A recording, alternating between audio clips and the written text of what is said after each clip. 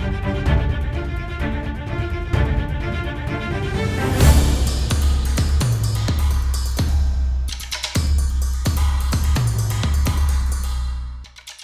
कैलाश साहब। नमस्कार।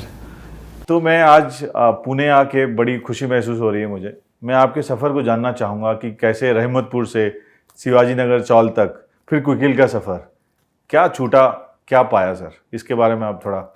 रहमतपुर मेरा बर्थ प्लेस है, वहाँ पे मेरे मामा रहते हैं, तो मैं घर का पहला बेटा हूँ, तो डेफिनेटली पैदाइश वहीं पे हुई है। पर मेरे पेरेंट्स सिटी में रहते थे। मेरे डैडी मम्मी दोनों भी गांव छोड़ के आए थे पूना में। उनको जॉब मिली थी, डैडी को फ़िलिप्स में काम करते थे, तो इसलिए वो पूना आए थे। तो हमारा स्कूलिंग सारा पूना में हुआ। पर उनका अर्निंग सोर्स काफ़ी कम था, तो हम चौल में रहते थे। तानाजीवाड़ी का शिवाजी नगर में एक चौल है, वहाँ पे हम रहते थे। वहीं पे हम बचपन से लेके बड़े होने तक वहीं पे हम रहे। सो वो हमारा पूरा घर था, वो पूरा चौल ही हमारा सब कुछ था एक्चुअली। और जैसे हमारे डैड एक अच्छे जॉब कर रहे थे, उन्होंने हमेशा देखा कि वो भी अपने कामों में काफ़ी माहिर थे, बट उन्होंने एक हमेशा देखा कि उनके पास हमेशा जो ड्राइंग आते थे वो इंजीनियर से आते थे, सारे इंग्लिश में आते थे, और फिर उनको काम करना पड़ता था। वो काम उनका तो ड्राइंग देख के तो काम उनका काम परफेक्ट होता था, बट उनको हमेशा लगता था कि इंजीनियर को बहुत ज़्यादा सैलरी मिलती है कंपेयर टू जितना उन्होंने काम किया है। तो उनकी चाह थी कि उनके बच्चे इंजीनियर बने, इसलिए उन्होंने हमारे पढ़ाई पे काफ़ी ध्यान दिया। बट वो खुद ज़्यादा पढ़े लिखे नहीं थे, तो उन्होंने इंग्लिश मीडियम में डाला। फिर हमें वो हमारी पढ़ाई ले नहीं पा रहे थे, इसलिए हमें ट्यूशन्स भी लगाई, और वो उनके खर्चे बढ़ाते गए हमारे एजुकेशन को लेके। और ये मैं बचपन से देखता था। घर में हमेशा मराठी बात होती थी, स्कूल में इंग्लिश होती थी, स्कूल में मैं इंग्लिश ठीक से बोल नहीं पाता था, तो बहुत मुश्किल होता था। और मेरा पढ़ाई में उतना ध्यान ही नहीं था एक्चुअली, क्योंकि मैं घर के रोज़ के जो प्रॉब्लम्स देखता था उसके वजह से थोड़ा सा डिस्टर्ब रहता था, और उसके वजह से मेरा कभी पढ़ाई में ध्यान नहीं होता था। और हमेशा रिपोर्ट कार्ड में मुझे हमेशा रेड लाइंस काफ़ी आती थी। ऐसे करते करते जब भी मैं देखा कि यार आगे जाके कॉलेज विलेज को भी काफ़ी ये लगने वाला है, वापस मैं 9th में फ़ेल हो गया, तो फिर मैंने सोचा अभी ये बहुत मुश्किल होने वाला है, वापस मम्मी जाएगी, वापस फिर टीचर से बातें करेगी। उससे अच्छा मैंने बोल दिया कि मैं स्कूल ही नहीं जाऊंगा। मैंने मम्मी डैडी को बोला मैं नहीं जाऊंगा, मैं घर पे बैठ के बाकी काम करूंगा, रेडियो रिपेयर वगैरह करूंगा। तो फिर डैडी ने भी ओके बोल दिया, मम्मी ने भी ओके बोल दिया।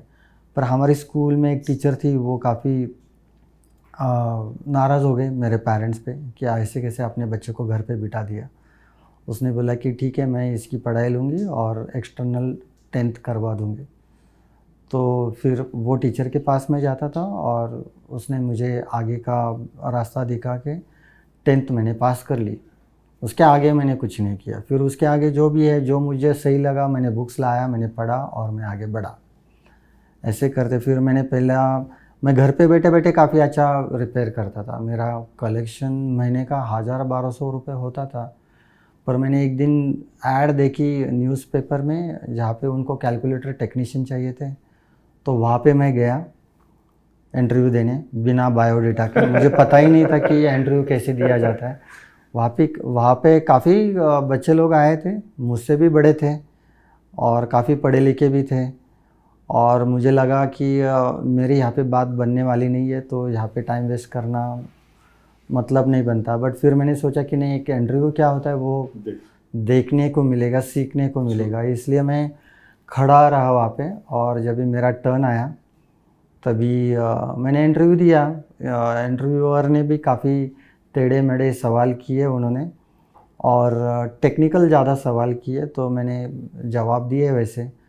तो उनको लगा कि मेरे जवाब उनको शायद भा गए, तो उन्होंने खुद प्लेन पेपर लेके उन्होंने खुद मेरा बायोडाटा बनाया और फिर मुझे बाहर बैठने के लिए कहा और फिर लास्ट में उन्होंने बताया कि आप सिलेक्ट हो गए हो, आपको ट्रेनिंग के लिए मुंबई जाना पड़ेगा, बट आप घर पे ऐसा चीज़ें रिपेयर नहीं कर सकते। तो मुझे सैलरी मिली तभी 350 रुपये की और मैंने एक्सेप्ट कर ली। आपकी लाइफ में मेंटरशिप की एक बहुत बड़ी भूमिका रही है। अब आपकी जब जीवनी हम देख रहे थे, तो आज के ज़माने में मेंटरशिप कितनी रिलेवेंट है? आप क्या बोलना चाहेंगे मेंटरशिप के बारे में? देखो, इंसान जो आता है ना, वो जब भी पैदा होता है ना, तो वो इतना सा दिमाग लेके पैदा होता है और इतने से दिमाग में आप क्या क्या इकट्ठा करोगे और क्या क्या एक्सपीरियंस, इंफॉर्मेशन तो इकट्ठा करते जाओगे, बट एक्सपीरियंस तो आपको जब तक करोगे नहीं तब तक तो एक्सपीरियंस नहीं आएगा। तो जितने लोगों का अलग अलग एक्सपीरियंस होता है, उन लोगों से अगर आप बातें करते रहो और सीखते रहो उनसे, उनके बातों मीन्स वो सब्जेक्ट पे ज़्यादा बातें करो। मैं हमेशा ये मानता हूँ कि लाइफ में एक चैप्टर नहीं होता, लाइफ में इतने सारे सब्जेक्ट्स है कि फैमिली पार्ट एक रहता है, सोसाइटी पार्ट एक अलग रहता है, बिजनेस पार्ट एक अलग रहता है, टेक्निकल पार्ट एक अलग रहता है, फाइनेंस पार्ट एक अलग रहता है, ह्यूमन कनेक्टिविटी एक अलग रहता है। तो ये सारे अलग अलग सब्जेक्ट है, मैं ये समझता हूँ। और एक बंदा सबका एक्सपर्ट नहीं होता, तो हमें वैसे मेंटर्स भी चाहिए, अलग अलग मेंटर्स भी चाहिए, वैल्यूज़ हमें सीखनी होती है, सब कुछ होता है। तो ऐसे टाइम पे मुझे जहाँ पे भी कंफर्ट लगा कि यार इनसे मुझे ज़्यादा इंसाइट्स मिलेगा। और मेरी हमेशा की एक आदत है, मैं बहुत सारी इन्फॉर्मेशन गैदर नहीं करता हूँ, जितनी नीड है उतनी करता हूँ और उसके ऊपर इमीडिएटली प्रैक्टिकल काम शुरू कर देता हूँ। वैसे करके मैं आगे बढ़ता गया। वैसे आपको मैं थोड़ा 2 साल पीछे ले जाता हूँ कि क्या हुआ, पैंडेमिक ने हम सबको किसी न किसी तरीके से प्रोफेशनली बिजनेस पे हिलाया, पर बहुत ज़्यादा व्यक्तिगत रूप से हुआ। आपके अगर मैं व्यक्तिगत अनुभव पूछूं कोविड के, बिजनेस तो ऑब्वियसली आपने जिस तरीके से चलाया वो आज क्विकिल दिख रहा है, बट व्यक्तिगत आपके अनुभव क्या रहे? क्योंकि इस दौरान जो आपके सबसे ज़्यादा क्लोज थे, आपके मदर और फादर, आपने उन दोनों को खोया। आपका लिए फेस क्या था, अगर आप अपनी जर्नी उस टाइम की डिफाइन कर पाए, आपकी मनस्थिति क्या थी उस समय? इतना डरावना था कि सच में ऐसी दुनिया पूरी की पूरी डूब जाएगी वगैरह समथिंग। और ऐसे टाइम पे घर पे किसी को हो जाता है और फिर उसमें दोनों पेरेंट्स चले जाते हैं। और पेरेंट्स यानी कि क्या है, पेरेंट्स यानी कि वो एक छत है अपने सर के ऊपर, एक हमेशा एक प्रोटेक्शन का एक छत रहता है। और वो पैसे वाला नहीं होता, वो एक मॉरल सपोर्ट होता है कि आप आगे बढ़ो, मैं आपके पीछे हूँ। वो मॉरल सपोर्ट ही वो फर्स्ट पैंडेमिक में मीन्स जो फर्स्ट फेज था उसी में मेरा चला गया। तो मैं, मेरा भाई बहन, हम लोग ऐसे एकदम अंदर से टूट गए थे। मीन्स हमारी पूरी फैमिली सारी, मीन्स ऐसा एकदम अंदर ही अंदर डर लगने लगा था। मीन्स हर एक चीज़ की डर लग रही थी। उसके ऊपर हम बिज़नेस चला रहे। आज मेरे पास वहाँ पे तभी भी मेरे पास 1200 लोग जॉब करते थे मेरे पास, और उन सबको तो हम निकाल तो नहीं सकते, बट सबको घर से काम करना है और हर एक काम घर से तो हो नहीं सकता। ठीक है, प्रोडक्ट डेवलपमेंट हो जाएगा, बट सेल्स हो गया, कस्टमर सपोर्ट हो गया, बहुत सारी चीज़ें लाइक एडमिनिस्ट्रेटिव। तो फिर दुनिया के प्रॉब्लम्स देख के फिर थोड़ा सा सोशल एक्टिविटीज़, वैसे भी हमारी CSR एक्टिविटी बंद पड़ी थी, क्योंकि हमारे CSR एक्टिविटी के ऑब्जेक्टिव्स थे साइबर अवेयरनेस। और पेंडेमिक के टाइम पे तो सारे लोग घर पे थे, तो अवेयरनेस कहाँ से करेंगे और कैसे करेंगे? पूरी 24 घंटे तो लोग सिर्फ पेंडेमिक के बारे में बातें कर रहे थे। तो फिर मैं बोला चलो अभी ये जब तक पेंडेमिक है तो हमारे CSR एक्टिविटी के ऑब्जेक्टिव्स हम अभी इसको प्रोटेक्ट करने में लगा दे, और फिर उसके ऊपर काम करना शुरू कर दिया था। ग्रेजुअली हल्लो फिर कैसे 4-5 महीने के बाद थोड़ी सी आदत लग गई कि चलो काम तो हो रहा है, ऑफिस का काम हो रहा है। सेल्स वालों ने भी घर पे बैठे ही सही, थोड़ा बहुत बाहर जाते हुए जितना हो सके उतना उन्होंने किया। जहाँ तक अभी क्विकिल फाउंडेशन की बात है, आपने CSR की बात करी, तो मैं वो क्वेश्चन लाना चाहूँगा, क्योंकि यहाँ पे आपकी जो वाइफ है अनुपमा जी, वो काफ़ी एक्टिव हैं, जो चेयरपर्सन भी हैं क्विकिल फाउंडेशन की। आप सिर्फ वहाँ पे नहीं साइबर सिक्योरिटी सोल्यूशन अवेयरनेस की बात नहीं कर रहे हैं, जो मैं देख रहा था आजकल आप लाइफ स्किल के बारे में वहाँ बच्चों को सिखा रहे हैं। वहाँ पे क्या करना चाह रहे हैं सर? क्विकिल जो फाउंडेशन है वहाँ पे क्या चीज़ें हो रही हैं जिसमें आप और लोगों की सहभागिता चाहते हैं, उसके बारे में आप कुछ बताएं। कैसे ना, हमने फाउंडेशन जब भी खोला ना, तो हम सिंस साइबर सिक्योरिटी में है, हम लोगों को सेव करवाते, लाइक उनके यहाँ पे अगर डिजिटल अटैक होता है तो हमारा काम है वो सॉल्यूशन देके वो अटैक को ये करवाना। तो फाउंडेशन पे हमने ये फोकस किया कि आगे जैसे डिजिटल वर्ल्ड बढ़ते जाएगा, ये ऐसे क्राइम करने वाले बच्चे लोग काफ़ी बढ़ेंगे, हैकर्स जो दुनिया को तकलीफ़ देने वाले हैं। तो अपने देश से वैसे हैकर्स ज़्यादा पैदा ना हो, उनको सही डायरेक्शन पे लेके आना ज़रूरी है। तो फिर हमने पहला ये आइडेंटिफाई किया कि लोग बुरे रास्ते पे जाते कब है। तो कैसे है ना कि एकाध बच्चा अगर थोड़ा सा उसका आईक्यू में थोड़ा सा ग्रैबिंग में प्रॉब्लम होगा ना, तो हमारी ये सोसाइटी उसको पूरी गलत रास्ते पे ढकल देती है। तो वो हम आइडेंटिफाई करके उनको, वो बच्चे को सही रास्ते पे लेके आने का हमने वो ऑब्जेक्टिव रखा। सर मैं अभी ना आपके ब्रदर के बारे में थोड़ा बात करना चाहूँगा, संजय जी। ये कहते हैं कि एक राम लखन की जोड़ी है आप लोगों की। यस। कि वो जब आपने चालू किया तो सबसे पहला काम आपने संजय जी को दिया कि इसके बारे में एंटीवायरस बनाइए, और मजाक मजाक में वो क्विकिल जैसी कंपनी की स्थापना हुई। बट साथ में मैं ये भी जानना चाहूँगा सर, जो 90s की जब हम बात कर रहे हैं, तब एक होम ग्रोन प्रोडक्ट बनाना, उसका नाम ऐसा रखना क्विकिल, जो बड़ा अंग्रेजी नाम लगता था उस समय के हिसाब से, आप लोगों ने कैसे सोचा कि हमें इन जाइंट्स को, नॉर्टन जैसे जाइंट्स को हेड ऑन लेना है? क्या थॉट था उस समय आपका और संजय जी का जब आपने काम किया? मल्टीनेशनल जायंट्स को हेड ऑन लेना है, इतनी ताकत तो हमारे पास थी नहीं कि, और हमने वो कभी वैसा सोचा नहीं था। हमने सिर्फ इतना देखा कि मार्केट में जो कुछ भी अवेलेबल है उससे सारे प्रॉब्लम सॉल्व नहीं हो रहे। तो हम उस पे फोकस करें, जो प्रॉब्लम सॉल्व नहीं हुए, जो हुए उस पे ना फोकस करें। तो वैसा था ना कि उस ज़माने में बहुत सारे एंटीवायरस थे, लाइक डॉक्टर सोलोमन थे, मैकेफे थे, नॉर्टन थे, ये सारे प्रोडक्ट्स थे। बट ये हमेशा लोगों के कंप्यूटर में वायरस डिटेक्ट करते थे, और डिटेक्ट के बाद 2 बटन आते थे, एक था क्वारंटाइन और दूसरा था डिलीट। और हमने सोचा कि यार हमारे इंडिया में तो लोग बैकअप लेते नहीं, अभी भी लेते नहीं है, अभी 30 साल हो गए, अभी भी लोग बैकअप लेते नहीं हैं। हाँ, वो तो नहीं चेंज होने वाली है। तो इंडियन लोगों के लिए वो फाइल इंपॉर्टेंट रहती थी, तो फिर वो भले वायरस से इन्फेक्टेड है बट वो उसको वैसे ही चलाते थे। तो हमने सोचा कि हम उसकी क्लीनिंग पे फोकस करेंगे, और हमने पहला टूल बनाया जो कोई एंटीवायरस ने नहीं बनाया था। तो पहला क्विकिल ने बनाया कि जो क्लीन करके देता था फाइल। तो शुरू में तो ऐसा ही था कि लोग दूसरा एंटीवायरस भी यूज़ करते थे ये फाइंड आउट करने के लिए कि किधर किधर वायरस है, और फिर क्विकिल को यूज़ करते थे कि वो वायरस को क्लीन करने के लिए। फिर हमने स्कैनर भी बनाया, फिर हल्लो करते गए। तो पहला हमने वो चीज़ बनाई जो दूसरों के पास नहीं थी। पर क्विकिल पे सर, जब एक समय था जब आप अच्छा काम कर रहे थे, फिर सन 1999 में एक समय ऐसा आ गया कि आप लोगों ने कंपनी बंद करने का फैसला लिया। ऑलमोस्ट वर्ज पे थे आपको, मैं ये बोलना चाहूँगा। तो उस समय आपने क्या थॉट चल रहे थे, क्यों सोचा कि बंद कर देते हैं? और उसके साथ एक पुरानी उसके पीछे स्टोरी है जो मैंने अपनी रिसर्च के दौरान पाई, कि जो आपके फ्रेंड थे IBM के, उन्होंने कैसे आपको इसमें मदद करी। वो पार्टी के बारे में बताइए रात में जो हुई। ये मैंने जब ये हार्डवेयर बंद किया और पूरा टाइम मैंने सॉफ्टवेयर पे फोकस करना शुरू कर दिया, तो पार्टनर्स के तरफ से मुझे पैसे टाइम पे नहीं आने की वजह से मेरी ऐसी परिस्थिति हुई थी कि मुझे कंपनी बंद करने की ज़रूरत पड़ेगी।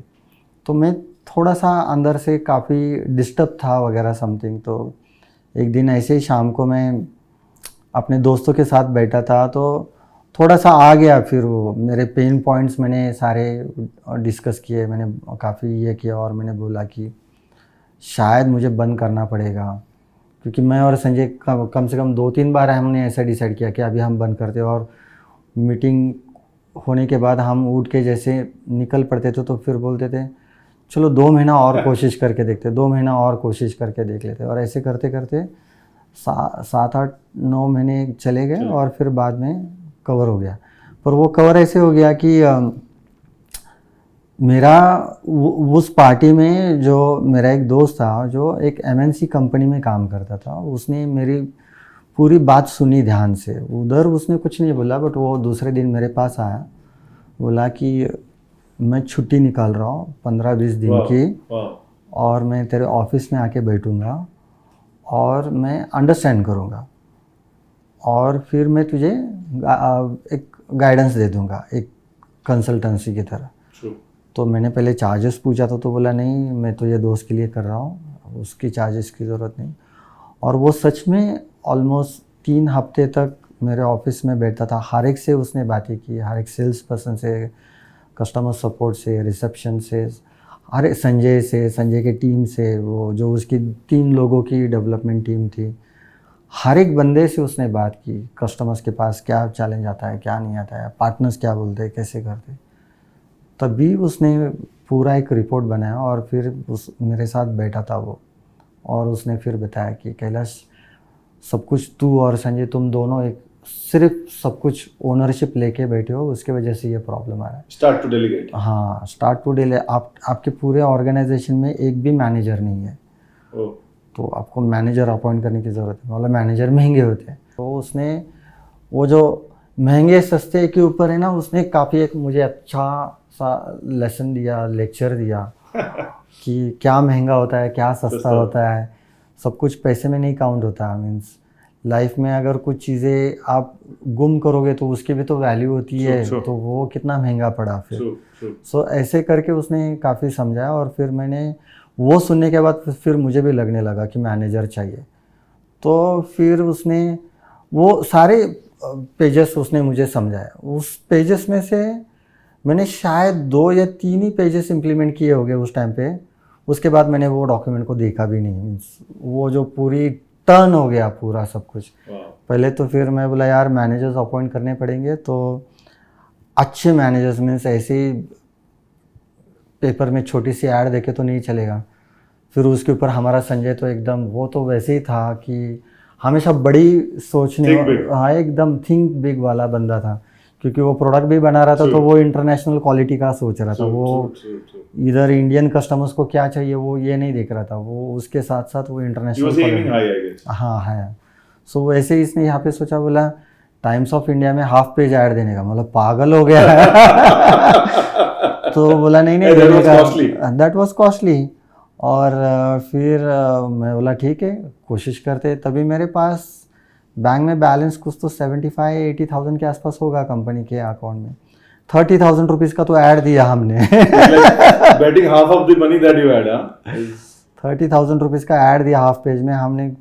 काफ़ी कुछ डाल दिया उसमें, हमको HR चाहिए, हमको ये चाहिए। वो एक इम्प्रेशन क्रिएट करने के लिए, पर फोकस पूरा इसी पे था। तो फिर हमने उसमें फिर 2 लोग आइडेंटिफाई किए और वो 2 लोगों ने कंपनी में बहुत चेंज लाया। सर अब इसके आगे बढ़ाते हुए मैं चाहता हूँ हम आपके ऑफिस का एक देखें कि कैसे ये क्विकहिल के जो लोग हैं किस तरीके से काम कर रहे हैं दिन रात, किस तरीके से इंश्योर करते हैं कि आपके कंप्यूटर सेफ रहें। यस, आइए सर आगे हम, चलो मैं आपको दिखाता हूँ ऑफिस। Thank you.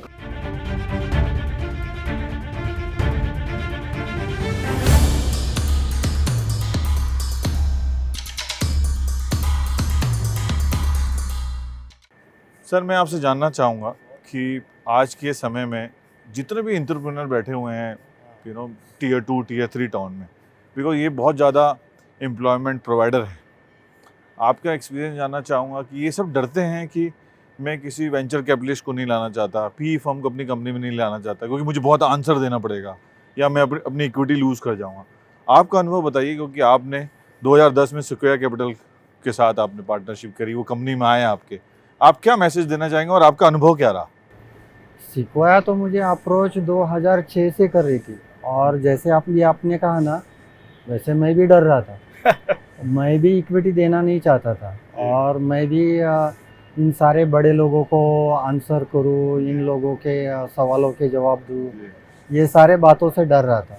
बट फिर मुझे एक अच्छा कंसल्टेंट मिला, वो उसने मुझे काफ़ी पेपर पे ड्रॉ करके समझाया कि कंपनी की वैल्यू कितनी मायने रखती है, सिर्फ दुनिया के लिए नहीं बट आपके एम्प्लॉयज़ के लिए भी, क्योंकि आप कंपनी की वैल्यू जैसी बढ़ेगी वैसे आपके एम्प्लॉयज़ भी आपको अच्छे टैलेंट मिलना शुरू हो जाएंगे। और ये काफ़ी अच्छा समझाने के बाद कि उन्होंने बोला कि 5-10% डाइल्यूट करने से आपकी वैल्यू बढ़ने वाली, कम नहीं होगी। एज अ प्रोमोटर आपकी वैल्यू कहीं पे भी कम नहीं होगी, वो बढ़ती ही जाएगी। उसमें कोई प्रॉब्लम वैसे आएगा नहीं। जी और ऐसे करते मैं समझ गया जी कि and then I agree to that part and then I said okay let's do it. हाँ।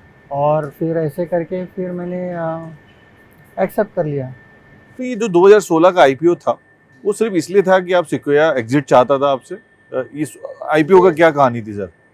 सिक्वोया एग्जिट चाहता था। यूजुअली इनका 4 साल में एग्जिट होता है, तो वो थोड़ा सा लेट भी हो गया। मैं अलग तरीके से एग्जिट देना चाहता था, बट यहाँ पे बहुत सारे थे, बोर्ड ऑफ डायरेक्टर्स भी थे, ये थे, तो इन्होंने फिर बहुत सारा सोचने के बाद वगैरह फिर हम ये कंक्लूड पे आ गए कि पिकिल वैसे भी काफ़ी पॉपुलर है और इसको इसको पब्लिक लेके जाना चाहिए। और फिर सिक्वोया चाहता था कि अगर पब्लिक आज नहीं तो कल पब्लिक लेके जाओगे, तो जब तक हमें तभी लेके जाते। तो उस पॉइंट ऑफ व्यू से फिर हमने भी ओके कर दी और फिर हमने 2016 में कंपनी पब्लिक लेके गए और वो ग्रैंड सक्सेस हुआ हमारा। जो आपने किया है सर अपनी कम्युनिकेशन के द्वारा भी, हालांकि जो आपकी कैटेगरी है उस कैटेगरी में अगर आप देखो तो बहुत सारे स्कैरी एड्स होते हैं या लोगों को डराएं हैं कब का कंप्यूटर क्रैश हो जाएगा, पर जो आपके एड्स देखे हैं मैंने बड़े सिंपल हैं। आप सिर्फ अपने प्रोडक्ट के बारे में बात कर रहे हो, ना आप कंपटीशन को थ्रैश कर रहे हो। इसके पीछे क्या थॉट है, आप क्या बताना चाहते हैं लोगों को? आप कभी कंपटीशन को नहीं बोल रहे हैं, आपका कम्युनिकेशन बहुत क्लियर है, क्या थॉट है उसके पीछे? कैसे है ना कि मैं ये समझता हूँ कि कंपनी कोई भी हो, भले विकिल हो या मेरे कॉम्पिटिटर्स हो, बनी तो इंसानों से ही है। और हर एक इंसान जब भी अपनी मेहनत से काम करता है ना, तो वो हमेशा अपने कस्टमर का भला सोचता है। तो हम कैसे जाके किसी कंपनी के एक्टिविटी को वो कस्टमर के लिए बुरा है बोल सकते हैं? वो आज अगर हम ये करेंगे तो कई दिनों के बाद फिर दूसरे लोग हमारे बारे में बोलेंगे। तो मैं हमेशा ये समझता हूँ कि कंपटीशन होनी चाहिए, वो तो होनी ही चाहिए, पर वो कंपैरिजन वाली कंपटीशन नहीं होनी चाहिए। हर एक बंदा अपने हिसाब से कस्टमर को जो बेस्ट सर्विस दे सकता है उनको देने दो। हम अपनी तरफ से बेस्ट सर्विस देंगे, बट हम किसी के बारे में भला बुरा नहीं बोलेंगे। बुरा नहीं बोलेंगे in the sense I want to say. और हमेशा अपने बारे में बताएंगे कि डिफरेंशिएटर बता सकते हैं अगर ज़रूरत पड़ी तो, कि शायद ये वाला सॉल्यूशन आपको कहीं और नहीं मिलेगा, पर किसी के बारे में बुराई नहीं करनी। जैसे सर क्या है, जो हमारा चैनल हमने खोला है भारत 24, हमारा टैगलाइन है भारत 24 का, जहाँ तक भारत वहाँ तक भारत 24, ये हमारा टैगलाइन हम लेके चल रहे हैं। उसी प्रकार से क्विकिल के बारे में देखो, आपके पास आज के 25,000 रिटेलर और डिस्ट्रीब्यूटर आपके जुड़े हुए हैं, उसमें लगभग 15 से 20,000 रेगुलर काम कर रहे हैं आपके साथ। उनके साथ आप कैसे तालमेल बैठा के चलते हैं ताकि वो आपके साथ कनेक्टेड रहे? What is the thought there? उनके साथ कनेक्ट इसीलिए तो वो पूरी फौज है ना, मेरी सेल्स की फौज है कि ये सारे, क्योंकि कैसे टेक्निकली प्रोडक्ट बेचना, देखो कस्टमर की नीड है तो कस्टमर आएगा सामने से या फिर हम जाके कन्विंस करेंगे। बट ये जो बिजनेस होता है ना, business is all about numbers, और वो रिलेशनशिप पे चलता है। और ये पार्टनर्स, अगर मैं 100 लोगों के पास पहुंचूंगा तो ये पार्टनर्स अपने 100 लोगों तक पहुंचते हैं, और मुझे पार्टनर तक पहुंचने के लिए एक ही बंदे की जरूरत पड़ती है। तो वो चेन क्रिएट करनी है और फिर इनके साथ रिलेशन अच्छी तरह से बना के रखना बहुत ज़रूरी है। और मिल बांट के बिजनेस करना चाहिए, this is what I believe. और उसमें सबका घर चले, सबकी रोजी रोटी चले और कस्टमर को भी अच्छी सर्विस मिले, ये हमेशा मेरा पहला थॉट है। सर मैं आखिरी में आपसे एक सवाल पूछना चाहूँगा जाते जाते, कि आपका जो कनेक्ट एसएमई के साथ है, क्योंकि सिक्योर के थ्रू आप जो कर रहे हो, और एसएमई आज डेट में इंडिया के सबसे बड़े एम्प्लॉयमेंट जनरेटर हैं, और सिक्योर इस चीज़ में बहुत क्लोजली काम कर रहा है, तो आप उनको, उन एसएमई सेक्टर को जाते जाते क्या मैसेज देना चाहेंगे उनके बिजनेस के लिए, कि उन्हें क्या करना चाहिए ताकि वो भी एस्पायर कर सकें क्विकिल की तरह बनने के लिए? आपके 2 शब्द उनके लिए सर। मैं मेरे बिजनेस एक्सपीरियंस से अगर मैं बताऊं ना, तो ऑफकोर्स सबको ग्रो होना है, पर फोकस ऐसे ग्रोथ पे नहीं रखी जाती, फोकस हमेशा कस्टमर पे रखी जाती है। आपकी जो भी कस्टमर हो गए, आप एक ध्यान रखो कि आपके कस्टमर को आपकी जो भी सर्विस मिल रही है उससे कस्टमर का भला हो, कस्टमर सेटिस्फाइड हो। आपके कस्टमर जितना ग्रो हो गए, आपका बिजनेस अपने आप ग्रो हो जाएगा। आपको नंबर्स के पास ध्यान देने की ज़रूरत नहीं है, कस्टमर क्रिएट करने की स्किल काफ़ी स्ट्रांग होनी चाहिए. You should able to create good customers and you should able to retain customers को रिटेन करने को आना चाहिए. ये दो चीज़ें आ गई तो बिज़नेस अपने आप ग्रो हो जाएगा. उससे ज़्यादा कुछ करने की ज़रूरत ही नहीं है. जैसा ज़माना बदल रहा है, जैसा दुनिया बदल रही है, जैसी टेक्नोलॉजी बदल रही है, वैसे अपनी core offerings to the customer उसको भी बदलना पड़ेगा. Sure. तो चेंज इज़ कांस्टेंट. आप एक प्रोडक्ट लेके हमेशा के लिए ये नहीं सोच सकते कि यही आपका चलिए. पूरा लाइफ लाइन है. तो जैसी दुनिया में चेंज हो रहा है वैसे हमें भी चेंज होने की ज़रूरत है.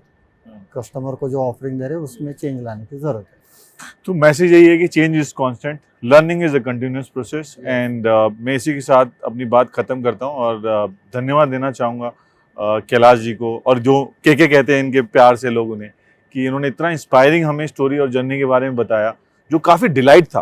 वो डिलाइट इसलिए था कि ये सिर्फ उनके स्ट्रगल नहीं था, उनके स्ट्रगल के साथ जो उन्होंने सीखा, जिस तरीके से उन्होंने आज बड़ा एम्पायर बनाया है, आई थिंक आने वाले दिनों में और ग्रो करेगा. तो मैं thank you very much Kailash sir. मैं थैंक यू Thank you कहना very much. चाहता हूँ भारत 24 को कि आपने टाइम निकाल के यहाँ पे आके जो Pleasure. मेरे साथ इतना टाइम स्पेंड किया. Pleasure. Thank you very much. Pleasure, pleasure, pleasure.